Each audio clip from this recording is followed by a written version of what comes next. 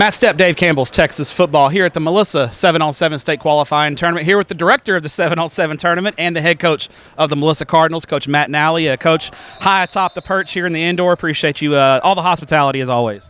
Thank you so much, and I really appreciate you guys being here. Obviously, it's a big day for Melissa, but it's a big day for all these teams competing today, and it's just awesome to watch the kids get out here and get after it. And, you know, because it's the rain, thank goodness we do have an indoor, so just an awesome day, though.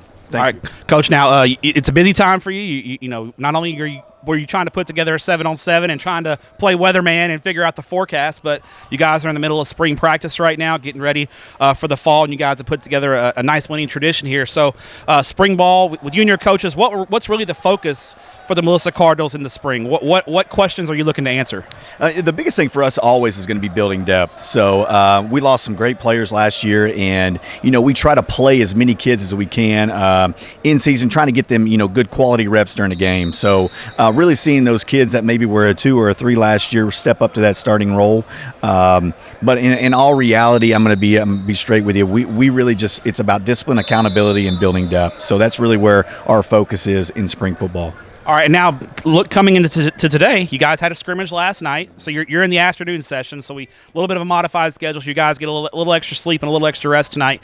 When your kids are out here competing in 7-on-7, I know you're not going to have all your guys here. They're out on recruiting trips, that kind of thing. What do you want to see from your kids when they're playing today?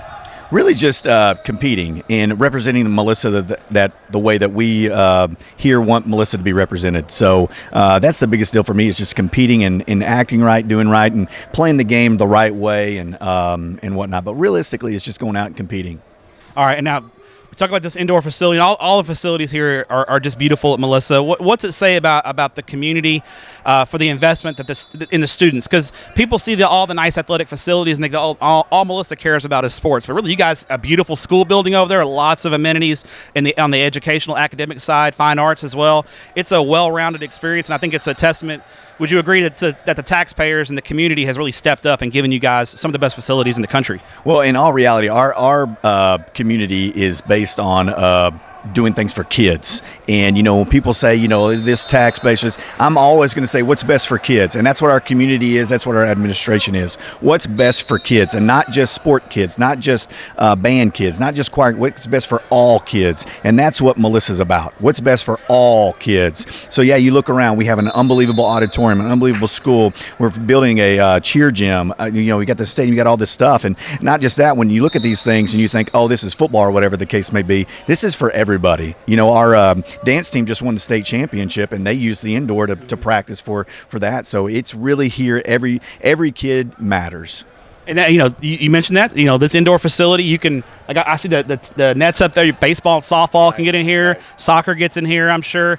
I would say football. Do you guys use this facility the least out of everyone? Probably, yeah. I mean, you know, there's golf, baseball, anything that you can think of goes on in this indoor. And anything that you can think of goes on in that Coach Kenny Dale Stadium. So, yeah, but once again, kids are worth it. Kids deserve it. So that's what is a big deal here at Melissa. All right, now let's look back a little bit to UIL realignment, and you guys, I think there's a couple of surprises for you. I think your district's not a huge surprise, but the depth and the talent in District 4 or 5A Division II, it's among the best in the state.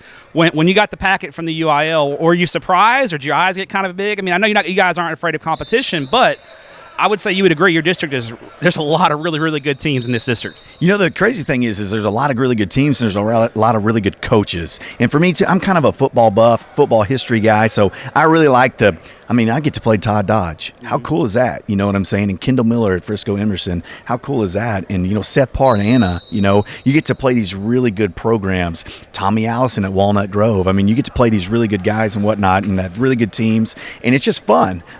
So for me personally, you know, when people talk about, you know, your district and whatnot, I'm glad that we're in this district, because you get to compete, because it's all about November and December football, and that's they're only going to iron is going to sharpen iron. So being in this district is only going to make us better. But you guys got to be sharp every week, right? Because I'm looking at that district, and I think there's 2 or 3 really good teams that would be playoff teams in a lot of other districts that aren't going to be in the playoffs next year. So every game is going to be really huge. You guys are going to have to bring it every week, right? Oh, absolutely. We're going to bring a sack lunch every week. But once again, that's what I want. I want our kids to have to execute every week. I don't want us to we're going to lay an egg, but get a victory. I don't want to do that. We got to be perfect every single week, every single rep. So that's the biggest deal for me going into this district. I'm excited. And then were you surprised that you went over to Region 1? I mean, you guys aren't traditionally in Region 1. You're typically going through Region 2. And then I think a lot of people historically would say, oh, Region 1 is going to be a little bit softer. I look at Region 1, and the district next to y'all is, I think, every bit as tough as your district. And then there's some really good teams out west as well. The Wichita Falls schools, Abilene, Wiley, Abilene, Cooper. A lot of good football out there. It's going to be the play. If you can get to the playoffs, the playoff run is going to be challenging as well, won't it? I think that there's a lot of great football all around the state of Texas. So I don't really look at the Region 1. I know that that's the kind of the perception, right? Perception. Like Region 1 isn't that big of a deal, but man, now you look at it and you're like, man, that's a good football team. That's a good football team. That's a good football team. I think there's just great football all around the state of Texas. So being in Region 1, once again, I'm just honored to be in there and be in our district, and hopefully we can represent Melissa and the state of Texas well. All right, Coach. Well, appreciate your time. Let you get back to your kids don't play till later this afternoon, so we'll let you get back to supervising the 7-on-7 here from the perch. And I appreciate your time, and I appreciate what you do for student athletes in the state of Texas. Thank you so much. I really appreciate y'all. Thanks, Coach.